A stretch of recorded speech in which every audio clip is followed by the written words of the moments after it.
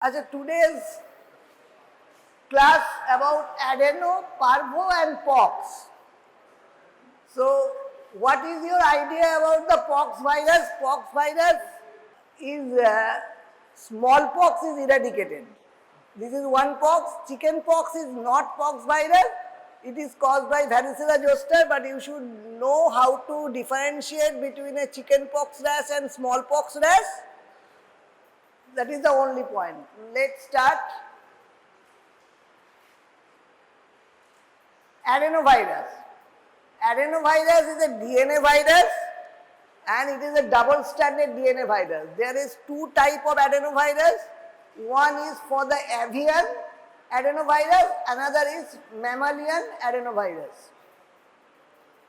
Human adenovirus is a mastodon or the mammalian adenovirus. It is a non-enveloped, icosahedral symmetry and double-stranded DNA virus. They are grouped into 7 groups, A to G, and 67 serotypes.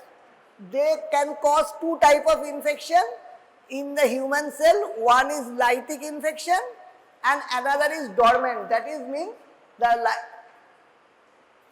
one is lytic infection, another is latent infection.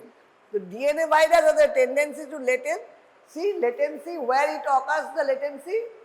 The latency usually occur in adenoid, tonsils or Peyer's patches. These are the sites, most common site of latency of adenovirus is adenoid, followed by tonsils.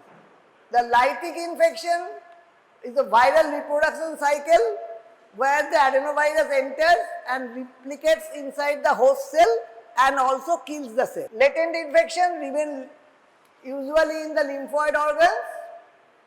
They can be reinfect or replicate in the epithelial cell, causes symptoms again. That is the latency. Now, what are the diseases caused by? There are a lot of list of adenovirus infection. If you want to remember, at least the most important are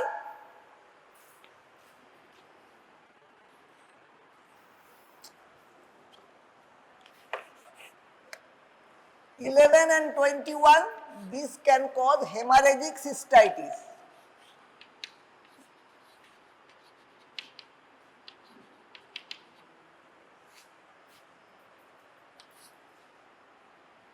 Forty, 41 can cause infantile diarrhea.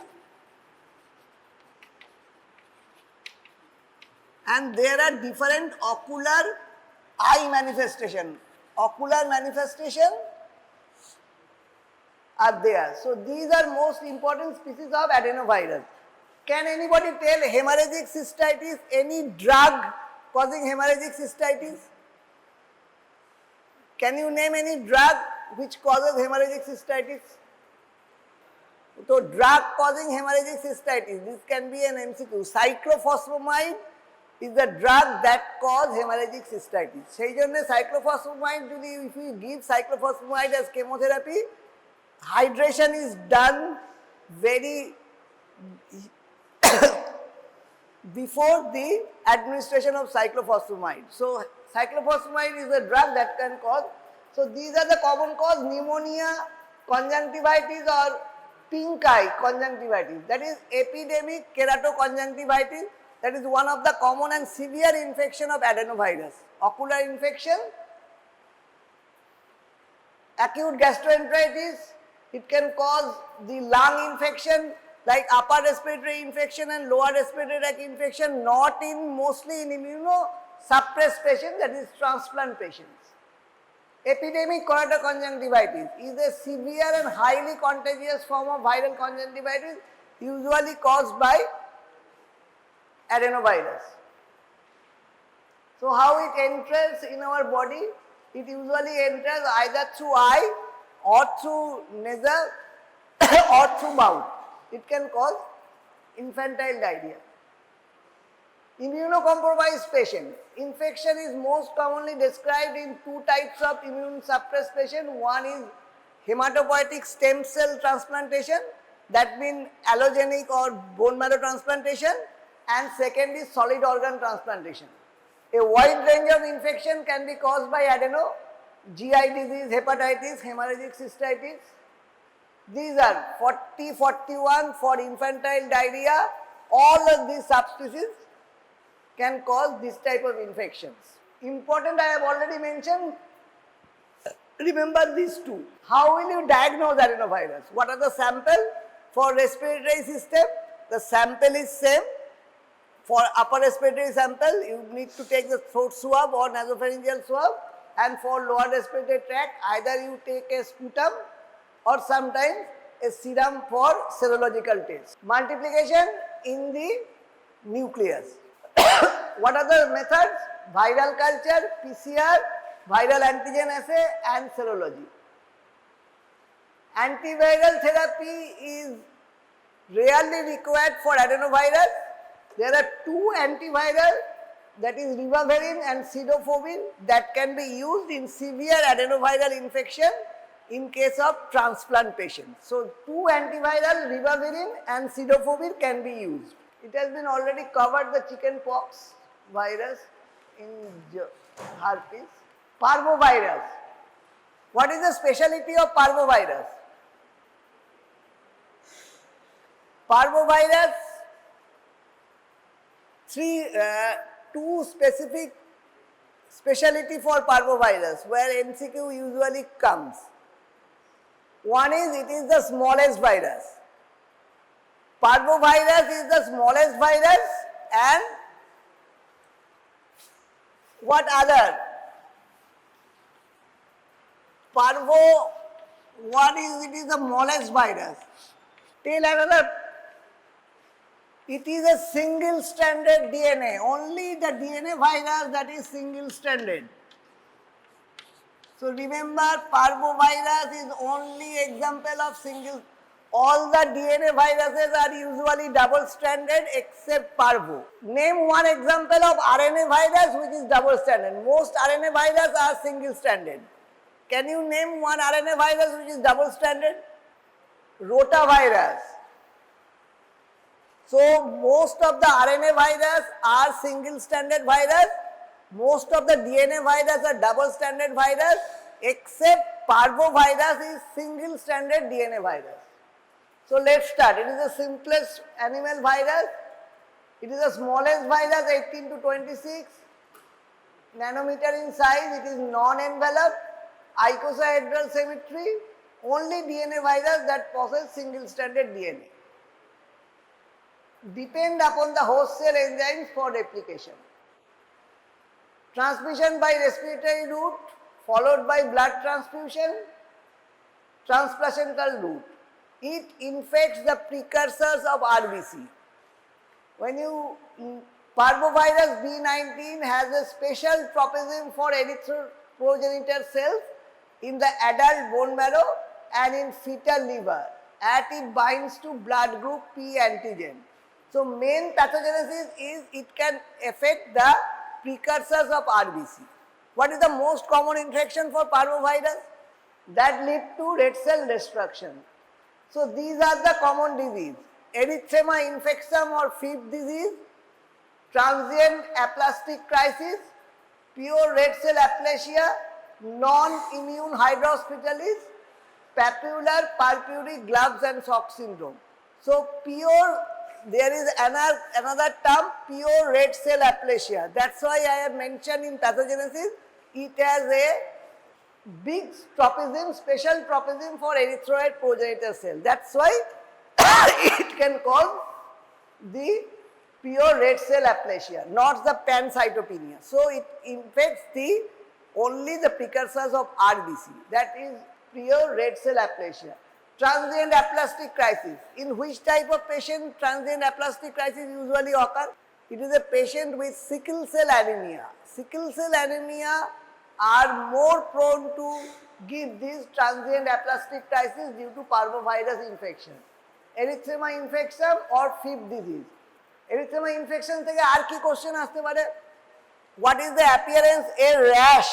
Rash এর একটা typical features আছে. What is the typical feature of rash of fifth disease?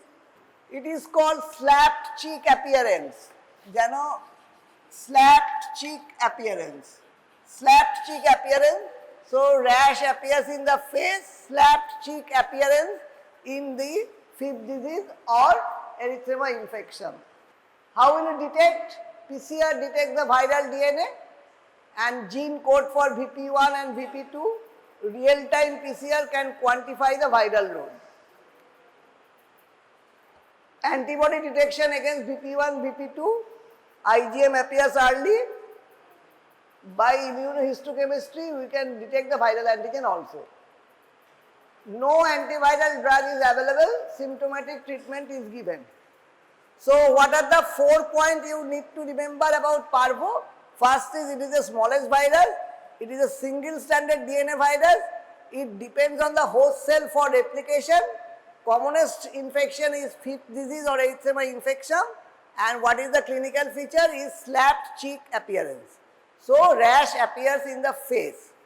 And aplastic crisis, it is pure red cell aplasia can occur and transient aplastic crisis can occur in patient having sickle cell anemia. Poxvirus. Now, what is the specialty about the poxvirus? Like Parvovirus, Poxvirus also have two very special character for Poxvirus. What are the two special character for Poxvirus? Replication usually occurs in DNA virus where it replicates. What is the replication site for DNA virus?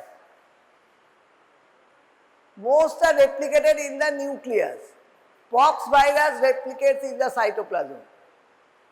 So, poxvirus is the replicate in the cytoplasm. All other DNA virus are replicates in nucleus.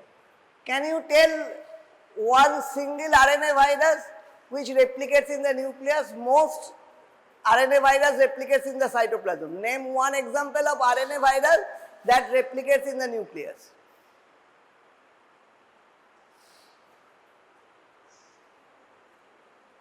Very common, এখন present infections is common in influenza virus replicates in the nucleus. Influenza is the RNA virus which replicates in the nucleus. Now pox virus, it is the largest virus. Parvo is the smallest virus, pox is the largest virus. 400 nanometer into 230 nanometer. That can be seen under light microscope also. Most complex viruses and does not fit into icosahedral or helical symmetry. They are called brick shaped. So most of the virus have icosahedral symmetry. Pox virus is brick shaped. It does not have an icosahedral symmetry. This is enveloped, made up of lipoprotein. The envelope encloses a core and two structures of unknown function called lateral bodies.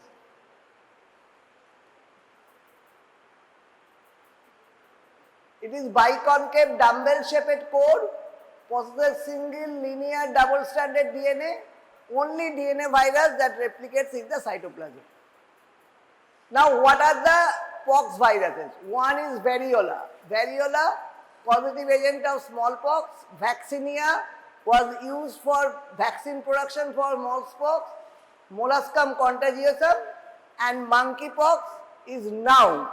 It has WHO as declared is an emergency monkeypox, so you should know something about monkeypox. So variola, vaccinia. Now first disease to be eradicated from the world. Can you tell what is the date when WHO has declared the eradication of smallpox? When the last case occurred?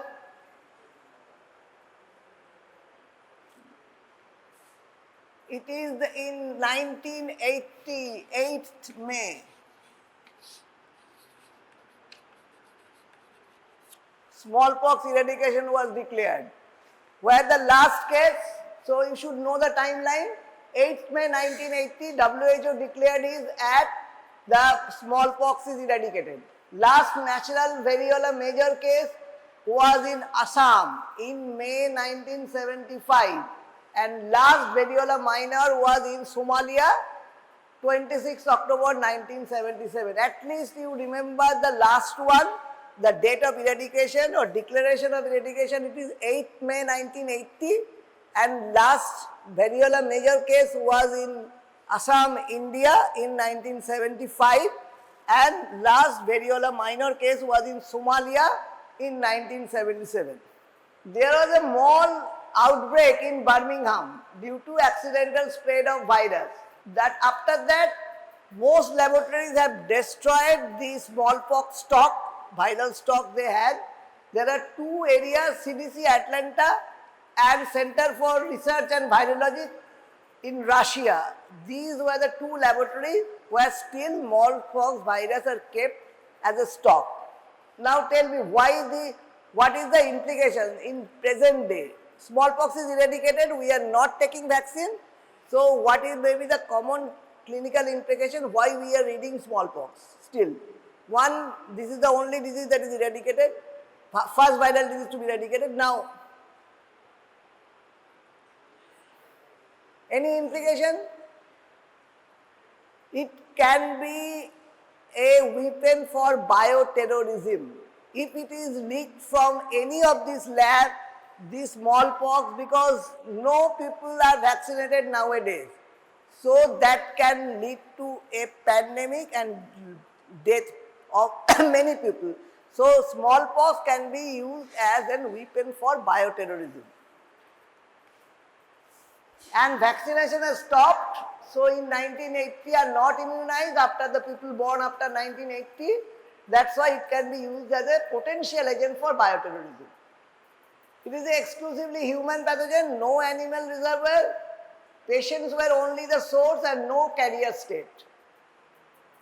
Subclinical disease were not transmitting the disease. Global smallpox eradication was launched in 1967. That means it took 13 years to eradicate this smallpox. Now this is the table. Sometimes it is asked what is the difference between the rash of smallpox and chickenpox. Incubation period is 12 days, chickenpox it is 15 days. Now what are the main difference? Smallpox rash and chickenpox rash. Number one, this is in extensor surface and extremity. Extensor surface, it can be in extensor surface and extremities. এখানে কোথায় হয়? It is on the flexor surface and also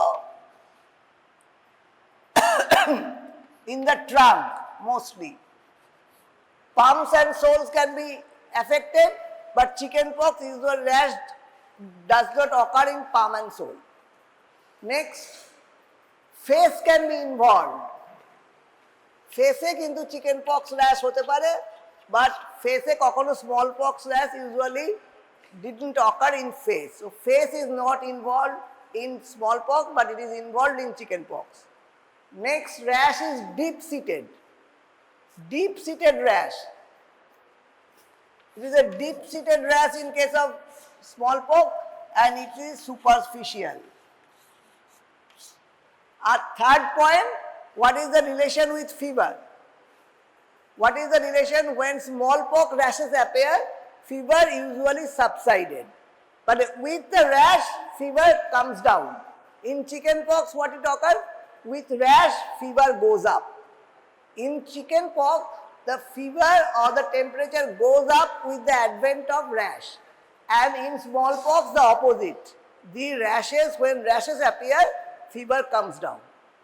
And another point, fever subsides with appearance of rash, fever rises with the crop of rash. And last point,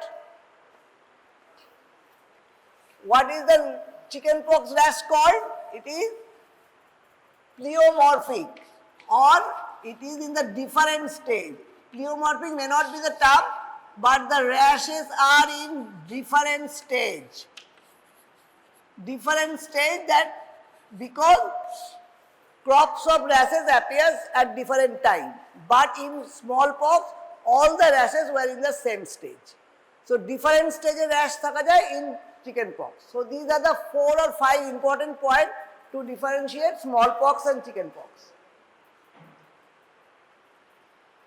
Incubation period was 12 days. This was the chicken pox, smallpox rash, centrifugal, intracytoplasmic inclusion body, Paschen bodies. That was the diagnostic test. Paschen bodies for inclusion body was there.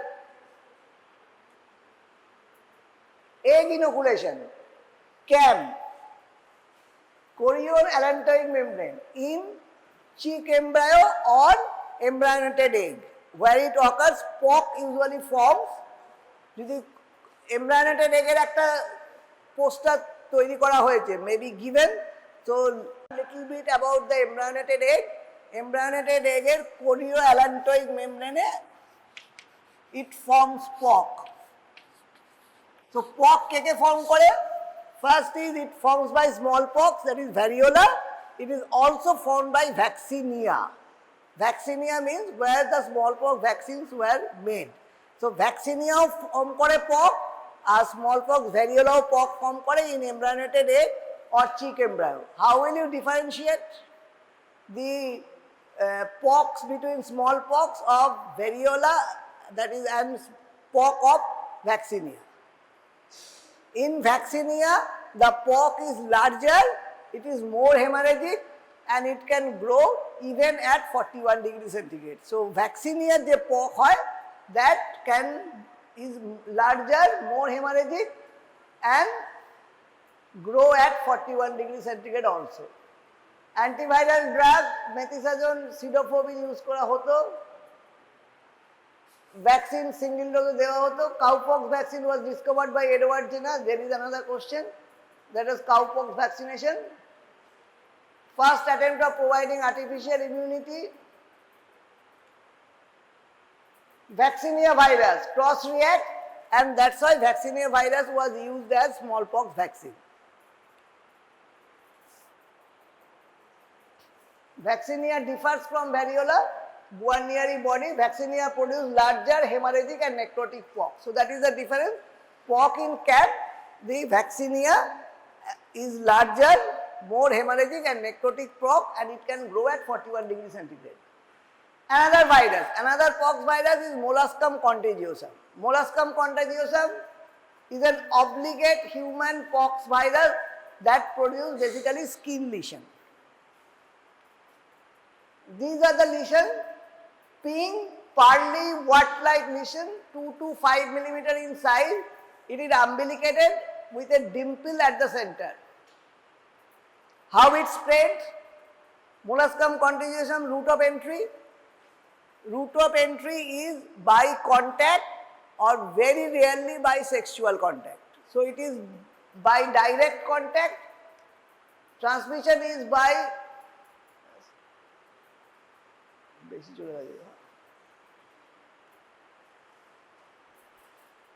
children are commonly affected, acquire infection by direct or indirect contact, rarely sexual transmission. It is a self-limiting, disappear in 3 to 4 months, no systemic complications. In HIV infected patients, they will be more generalized, severe and persistent. This is molluscum bodies. Intracytoplasmic eosinophilic inclusion bodies seen in skin trappings. This is molluscum body. Electron microscope and PCR used for confirmation. It is non-cultivable. Surgical removal by ablation. Cryo can be used. Now monkeypox. Finally, monkeypox, there is, which is the endemic area for monkeypox? Is India endemic for monkeypox? No, India, monkeypox was never there. It is endemic in Africa, mainly Central Africa and West Africa. So monkeypox is endemic in West and Central Africa. There are 2 clades, Central African clade and West African clade. Transmission is human to human transmission, either from close contact or respiratory droplet. Now this is the case definition. I have included in the slide. This is the latest case definition guideline given by Government of Ministry of Health and Family Welfare. So A person of any age having a history of travel to affected country within the last 21 days, an unexplained acute rash and one or more of the following symptoms: swollen lymph node, fever, headache, body ache, profound illness. So the other features are similar to other viral illness along with fever and rash and a travel history. For India, if you need to, so this is the travel history to Africa in last 21 days, unexplained fever and rash with symptoms of other viral disease, that is swollen lymph nodes, fever, headache, body ache and profound weakness. Where it is being tested, is there any center for testing monkeypox? If you suspect, where you need to send the sample? এখন only একটা জায়গাতেই test হচ্ছে, that is NIV Pune. আর কোনো ল্যাবে কিন্তু monkeypox test এখন হচ্ছে না। It is only being tested in the reference laboratory of NIV Pune. Now probable case, a person meeting the case definition or epidemiological link, has an epidemiological link, face-to-face exposure including healthcare worker without PPE, direct physical contact or skin lesions and sexual contact, contact with contaminated material such as clothing. Ekhane these are face-to-face exposure with a positive case of monkeypox. You should remember the epidemiological link that is face-to-face exposure including healthcare worker who have with a positive monkeypox case, direct physical contact with a monkeypox case and contaminated material such as clothing, bedding or utensil. What is a confirmed case? A case which is laboratory confirmed for monkeypox virus, detection of unique sequence of viral DNA by PCR. So no commercial kit is still available for detecting monkeypox. So in Kolkata there is no testing center. In all over India only it is being tested at NIV Pune. Surveillance strategy. The aims of the proposed surveillance strategy: isolate the case to prevent further transmission, provide optimal clinical care, identify and manage the contacts, protect frontline healthcare workers, effective control and preventive measure. These are other pox virus you may remember or you may not remember. These are ORF virus, pseudo cowpox virus, cowpox and buffalo pox virus. So pox এর তাহলে কি কি হলো? Pox এর জানতে হবে, you should know the rash difference between chicken pox and smallpox and vaccinia and variolar pox কিরকম difference হয়, and it was eradicated, the timeline for eradication, that is 8 May 1980 was the date where smallpox was eradicated. R monkeypox তো জানা কথা, because WHO has already declared it is a global emergency. Monkeypox has been declared by a global emergency. A case has also been detected in India. ইন্ডিয়াতে একটাই case পাওয়া গেছে, কিন্তু otherwise monkeypox is endemic in African region. তবে এখন air flight is so common because different part of the world, like COVID was originated in China or those Hong Kong, those area, but it spread all over the world. So monkeypox এর এটা জানা দরকার। Any question from your side? কতগুলো আলাদা question আমি পড়েছি। একটা হচ্ছে what is multiplication, গুলো general virology, you should read about general virology also, because most of the question in viva comes from general virology. যে কোনটা ডিএনএ ভাইরাস, কোনটা আরএনএ ভাইরাস, কোনটার মাল্টিপ্লিকেশন কোথায় হয়, কোনটা এক্সেপশন, সেইগুলো জানতে হবে।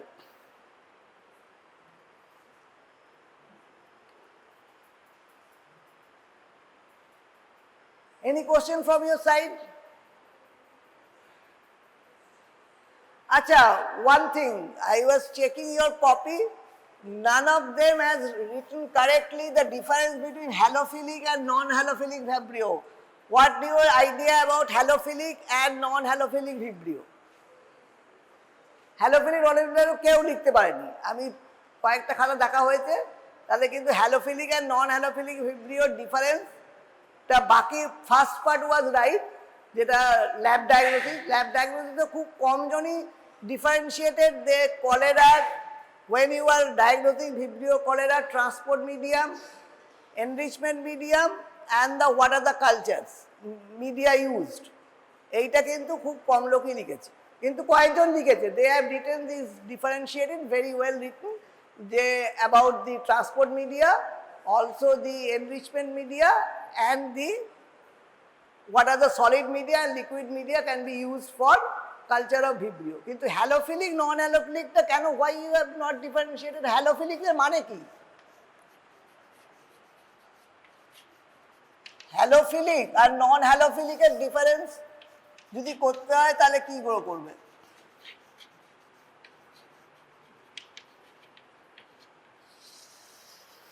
হ্যালোফিলিক মানে কি? What is the meaning of halophilic?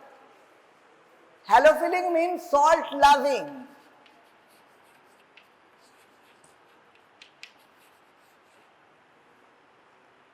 আর নন হ্যালোফিলিকের হবে না, সল্ট লাভিং নয়। কত পার্সেন্টে গ্রো করতে পারে? They can't grow. এটা ক্যানট গ্রো কোথায়? যদি 0% NaCl থাকে দে উইল নট গ্রো, কিন্তু non halophilic vibrio will grow.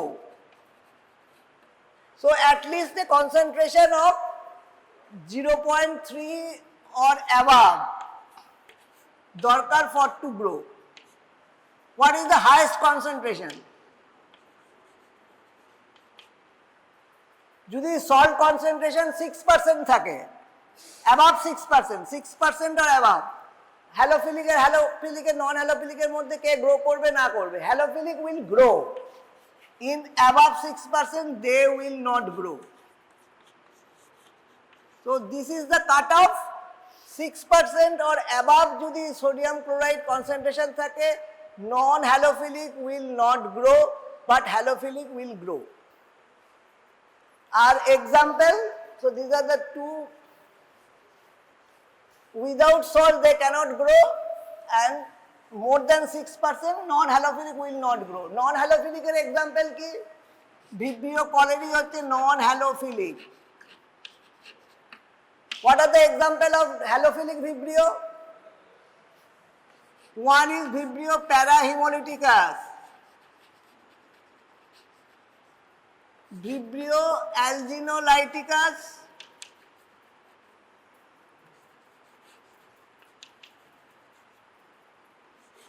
Verniferous.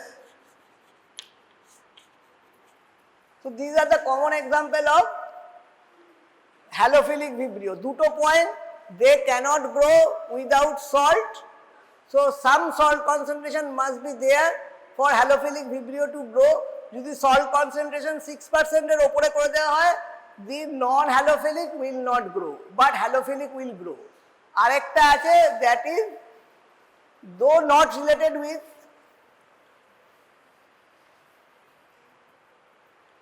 ক্লেডে কে গ্রো করবে, ক্লেডে কে গ্রো করবে না। CLED ডিফারেন্সে দেওয়া আছে। ক্লেড মিডিয়া সাধারণত কিসে ইউজ করা হয়? ইউরিন কালচারে ক্লেড ইউজ করা হয়। ক্লেডে কে গ্রো করবে আর কে গ্রো করবে না। ক্লেডের পিএইচ কত? ক্লেডের পিএইচ হচ্ছে 7.5। আমি ওদিকে যখন যাব তখন will start today one musculoskeletal system that is very important for exam. The topics that are selected for this chapter, these are all exam purpose. So we will start diseases of the bones and joints, and under of which that is the osteomyelitis and rheumatoid arthritis are today's topics. What is this thing? You know the structure of the bones composed of, that is the cortical or compact bone and as the trabecular bone. 80% is the cortical bone, that is the whole thing is the cortical bone, and is the remaining 20% is the trabecular bone. That already you have done from the anatomy or physiology. And what is the function of that bones? That is the support of the body, protection of the body, assistance of the movement, and the storage of that minerals, production of the blood cells in the bone marrow, and storage of the chemical injury. These are the nutshell of a skeletal system or bone. Then what are the composition of the bones? One is the bony matrix, and that bony matrix contains the different types of cells of different functions. What are the things? Extracellular osteoid matrix is the mostly 90 to 95% is the type 1 collagen, that is the hydroxyproline and hydroxyglycine. And the cell composed of the osteoblast, osteocyte and osteoclast, they have different types of function. Osteoblast, the function of the osteoblast is the deposition or production of the osteoid material. After this function, when they are finished, that osteocytes, after their work, they are incorporated within the matrix, that is the osteocytes. And what is the function of the osteoclast? It is a bone resorption. When a fracture has come, it is the remodeling, that is when they are undergo healing, their function is the osteoblastic, that is the deposition of the bone, and osteoclast is a resorption of the bones, and this produce the remodeling of the bones, this is the function. So, bone reposition and the bone remodeling by osteoclast. How you know the osteoblastic activity? It increases the serum and kaolin phosphatase, and when it is the osteoclastic activity is increased, produced by the serum acid phosphatase. So, these are the function. If we do examine for the serum marker, you will find this type of function they are produced. Another thing is the cartilage that composes the cartilage matrix and the chondrocytes. So, these are the cells, that is the same cell, the progenitor cells, they produce osteoblast, osteocyte and osteoclast. You know that still these type of cells they are present, that inflammation, neoplasm, all are arising from these cells. Now, what are the types of disease that occurs in that skeletal system, that is the bone disease? It's everywhere, every system they have the same category: congenital, metabolic, traumatic, circulatory, neoplastic, infectious, systemic disease and immunological disease. Every chapter they have this category of disease. Here congenital diseases are achondroplasia, osteogenesis imperfecta. Metabolic disease is the rickets and the osteoporosis. Traumatic may be the fracture or myositis traumatica.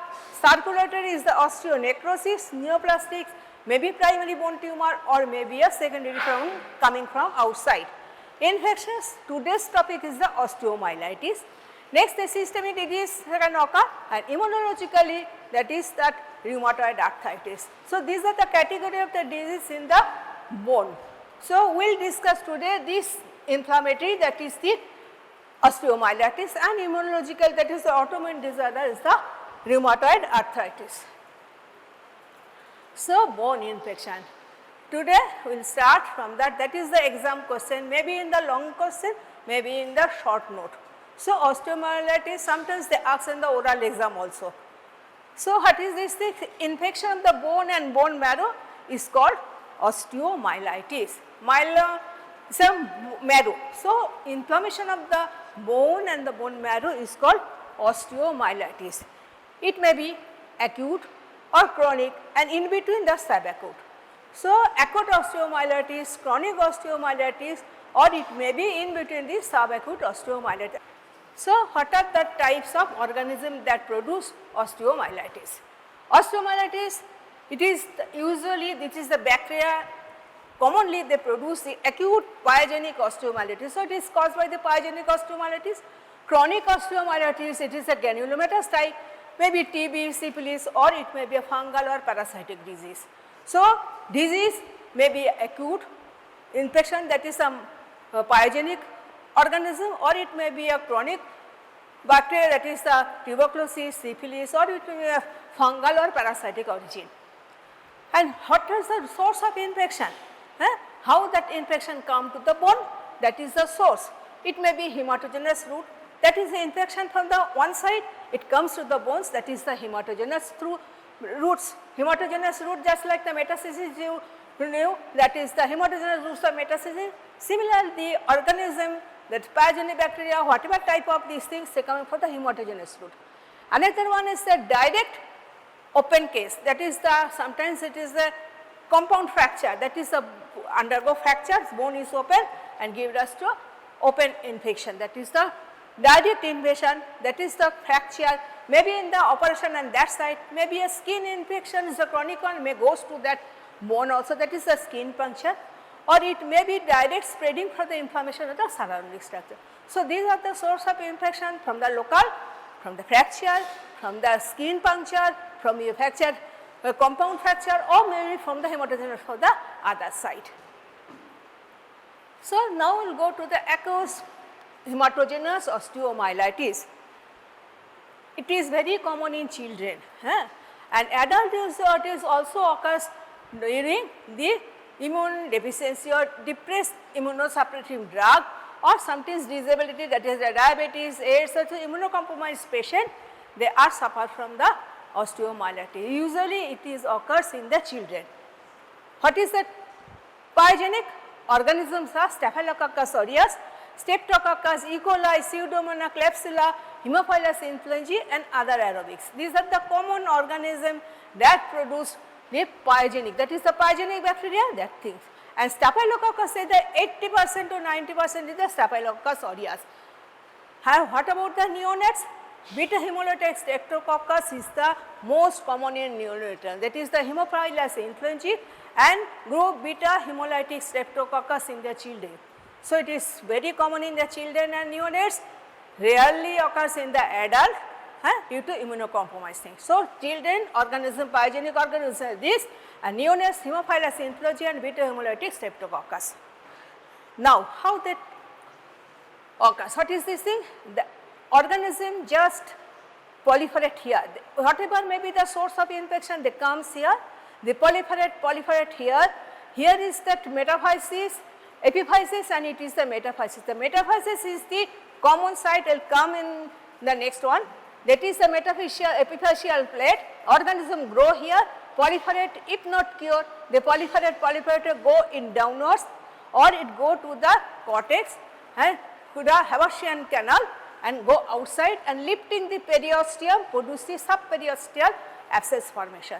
So, this is the thing occurs here, the organism they grow, if not relieved, not cured, is proliferated, produce a pus formation. This pus is go downwards or go to the cortex of the Haversian system, go outside, lifting the periosteum, produce the subperiosteal abscess.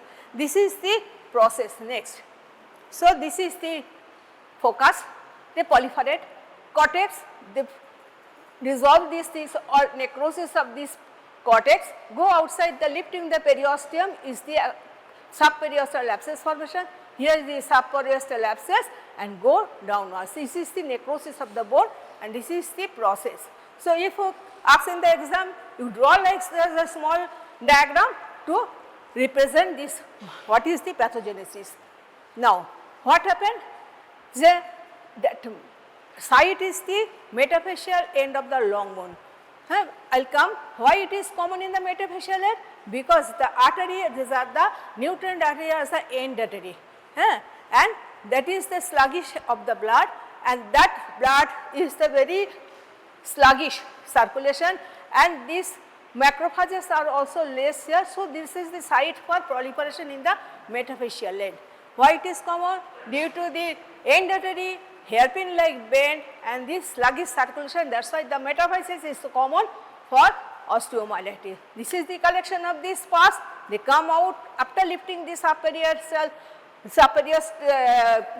periosteum, produce the subperiosteal abscess. Here is the necrosis of the bone coming out here.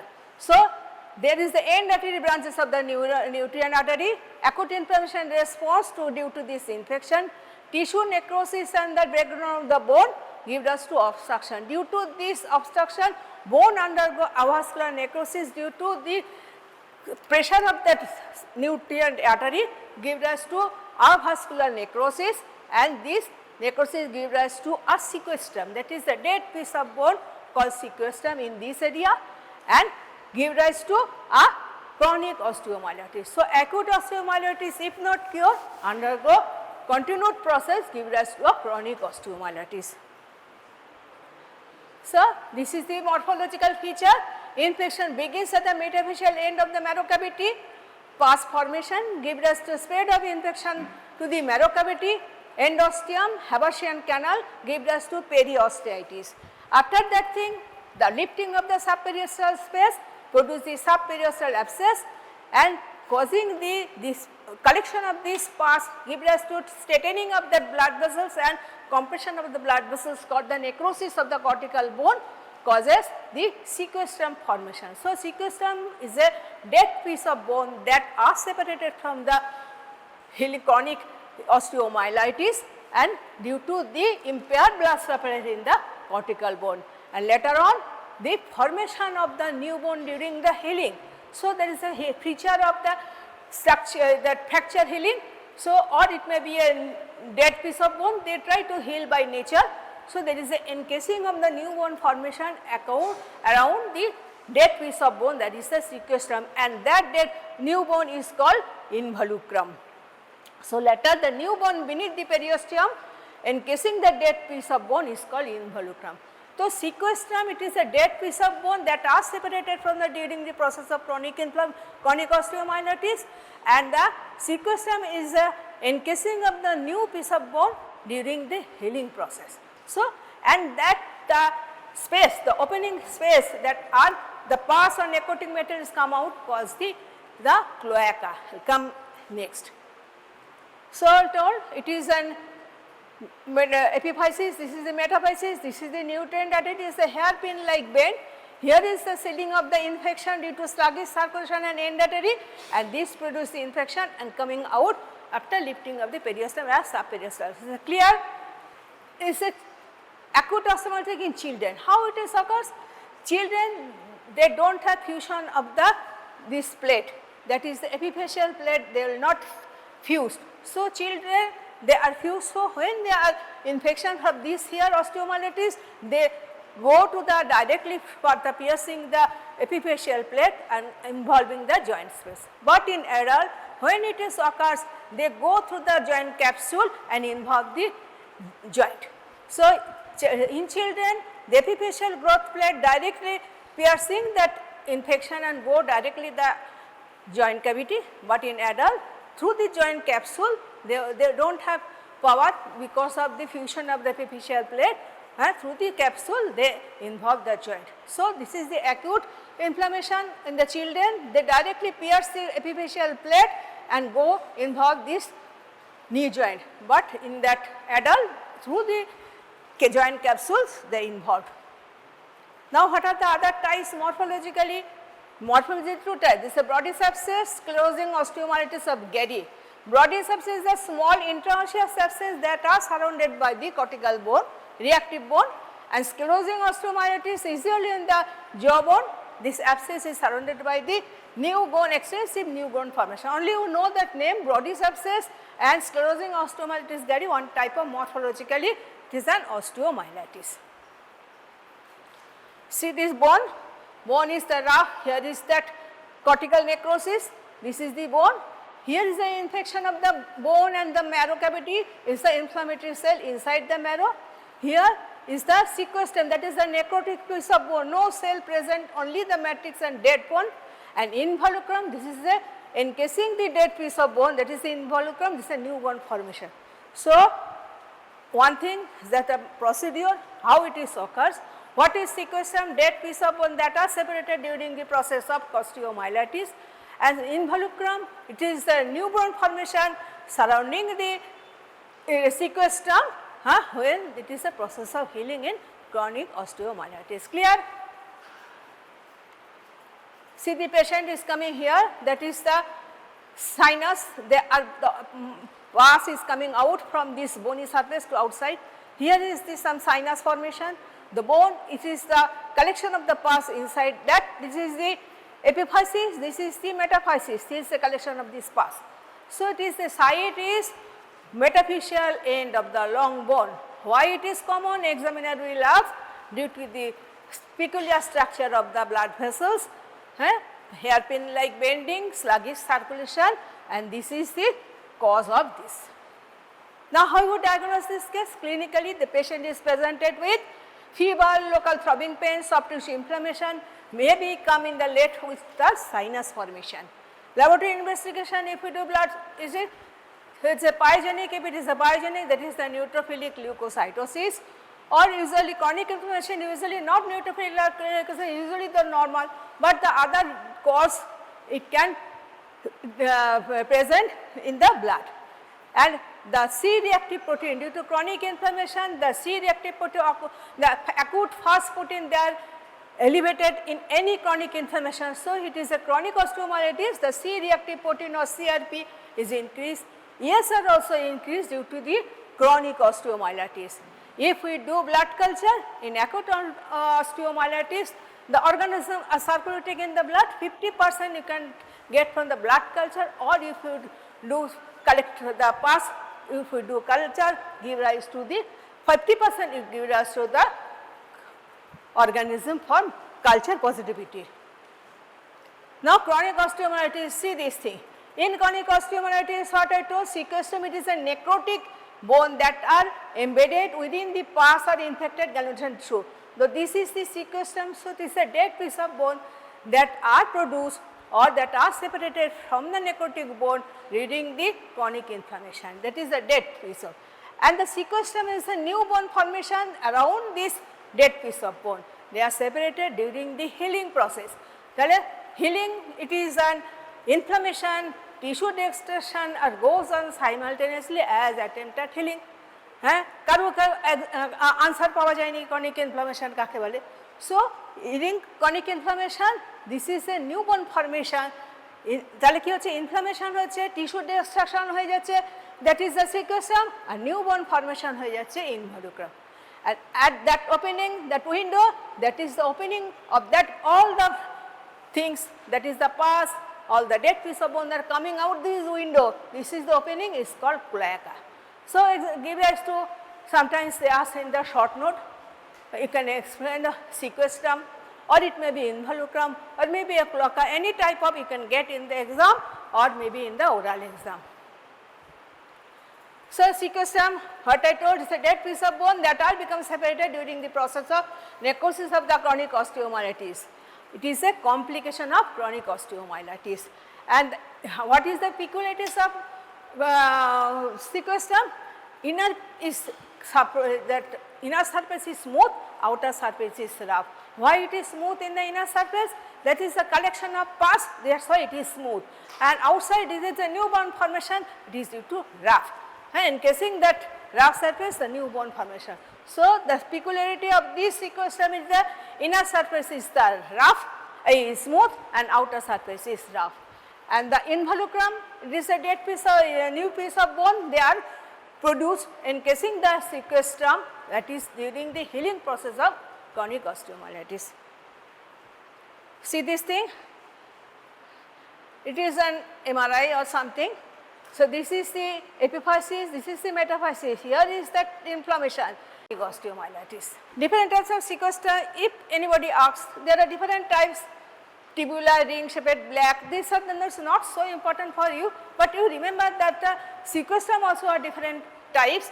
According to the types and color, you can diagnose. So, previously not, nowadays they are considered as the different types. So, here nowadays different types of examination as laboratory investigation are there for diagnosis of the disease. But previously this is the table that different types of sequestrum can available.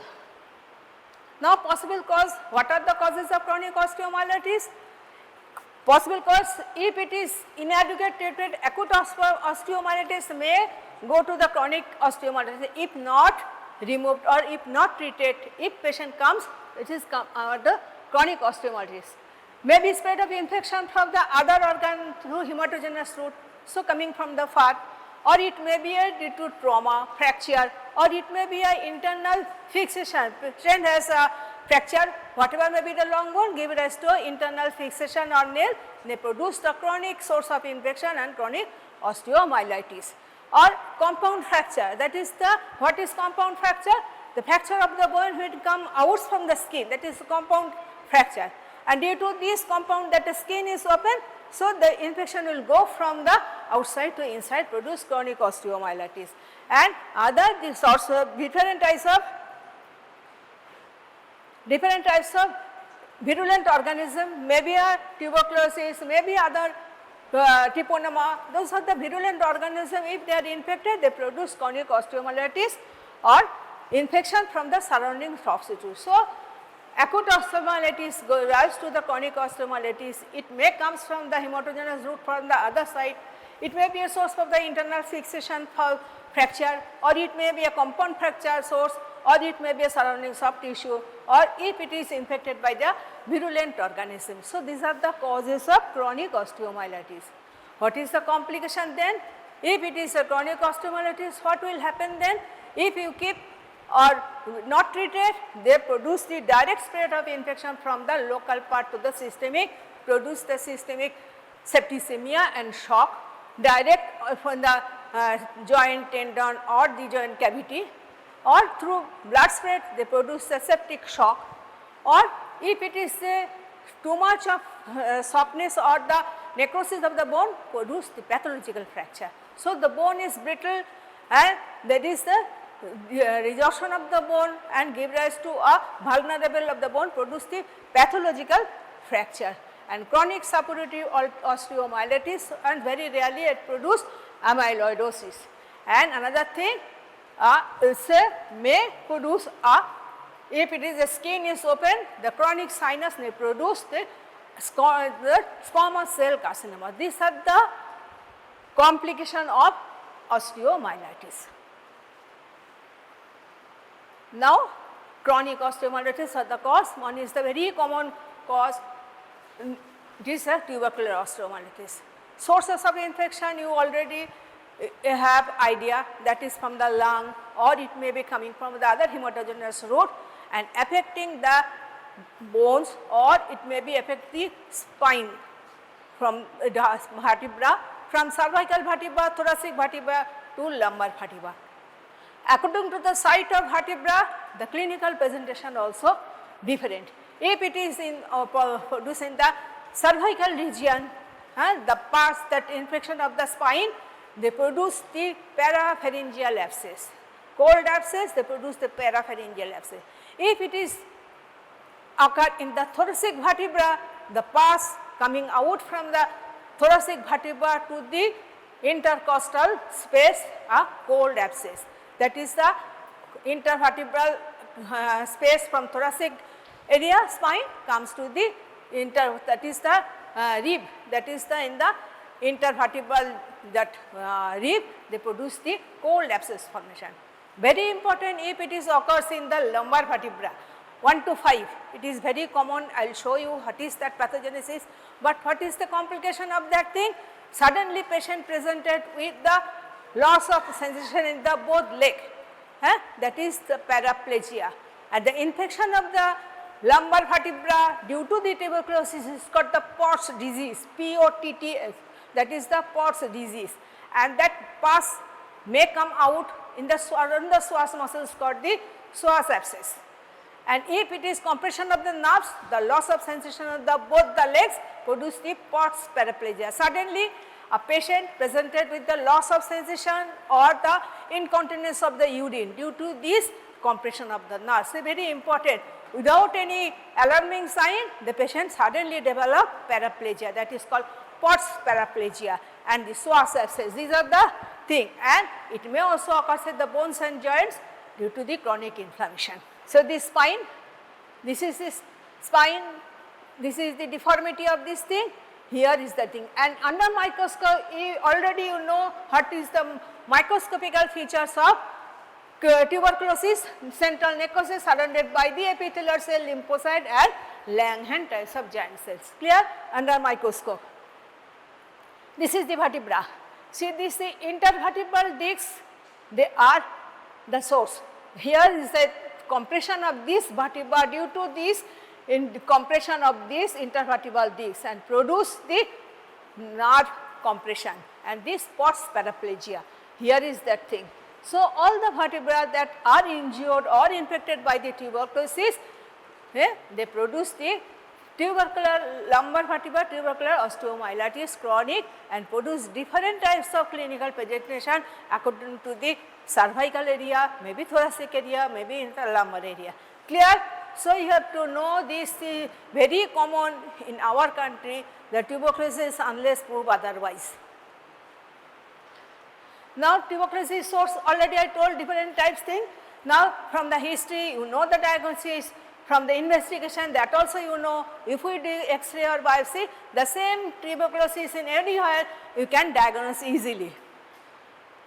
Now, any problem in that osteomyelitis, acute osteomyelitis, chronic osteomyelitis, source of infection, causes of pyogenic osteomyelitis, causes of chronic osteomyelitis, what is the pathogenesis or process, you have to write arrow in arrow, what is the causes, how it occurs, what is the sequestrum, what is the involucrum, what is the cloaca, and the complication. Clear?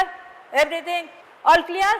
Now we will go to the another immunological disease, that is the rheumatoid arthritis. That is the one immunological disease, that is the autoimmune disease. This thing is very common, everybody they have the senior person in your family. So, they have deformity of the bones and joints and leg and that things they produce. This is the, this type of feature you can get in that elderly person. So, this is caused by the rheumatoid arthritis. কি হচ্ছে বলো? কি? হ্যাঁ? অসুবিধা কিছু? ছবি দেখছো? ঠিক আছে। তাহলে this is the patient, this is a very painful thing. It is gradually it is an autoimmune disorder, that is the rheumatoid arthritis. What is rheumatoid arthritis? This is a chronic systemic autoimmune disorder. So, it is a chronic systemic autoimmune disorder characterized by inflammatory arthritis with extra articular involvement, especially a hand and feet, it is the symmetrical in involvement. So, it is an autoimmune disorder characterized by the inflammatory arthritis with extra articular manifestation of the joints and head, hands and feet, and it is symmetrical involvement. What is it is a character key, that is a non-suppurative and proliferative in nature. Usually this is not produced by the pus, usually the proliferation in nature in the inflammatory lesion, and extra-articular manifestation other than bones and joint is the heart, blood vessels, skin, lung, other autoimmune disorder, that is the SLE, CSLE, systemic sclerosis. It is more common in the female than male and usually occurs in the 3rd to 4th decade of life. So, it is an autoimmune disorder. What is the hallmark of this thing? It is characterized by the inflammation of the joint, cartilage destruction and bone erosion. So, this thing as a whole combine the different types of morphology that I showed you. So, this is the inflammation of the joint, that is the synovial membrane inflammation, that is give rise to a destruction of the cartilage. Beyond that, there is a destruction of the bone. So, these are the things that occurs in that autoimmune disorder. So, what is this common, that is the etiological factor? Etiologically it may be obese, maybe a smoke person, maybe a immune disorder, maybe a old age, maybe a genetic disorder. All the same environmental factor come together to produce this disease. So, no etiology, but these are the cases that they are prone to develop this autoimmune disorder. So, genetic factor, environmental factor, immunological factor and that inflammatory factors, they are come together produce this etiological factor produce this disease. And also they are related to the HLA associated. HLA-DR, B1, B104, B101, there are various types are nowadays coming and written in the different books and different types of HLA associated factors, and usually affecting the small joints of the hand and foot, first metacarpopharyngeal joint, proximal interpharyngeal joints, and it is symmetrically affected. Complex interaction between these all things, they produce diseases. What is the then affection? What they produce? They produce the breakdown of the immune tolerance. That is why it is called autoimmunity. So, breakdown of the immune system, synovial inflammation, inflammation of that synovial membrane give rise to a destruction of cartilage and bone and give rise to damage of this thing. This is the in gist. That is the clinical feature, the patient is that thing affected. So, this is the ulnar deviation. Here is the ulnar deviation of this metacarpopharyngeal joint, this is a radial deviation of the wrist joint. These are the features, it is symmetrically. So, this thing, this is the symmetrically this deviation occurs. Females are more common, give rise to the history of morning stiffness more than 1 hour. When the patient comes in the morning, get up from the bed, they have the stiffness called morning stiffness more than 1 hour, and the symmetrical involvement of that joint, the hands and foot, and so the involvement of the wrist, elbow, that is the larger joint also affected. So, these are the character of this thing in the early stage. But what happened in the late stage, advanced stage? What I told, the ulnar deviation, this is the ulnar deviation of the metacarpopharyngeal joints, this is the direction, this is the ulnar side, this is the radial side. So, ulnar deviation here, wrist is here, that is the radial deviation of the wrist joint, and gave rise to a swan neck deformity and a carpal tunnel syndrome. So, these are the morphological features that can affect after the disease established. Generally, the fever, weight loss, inflammation, associated dryness you can get. See this thing, this is the swan neck deformity.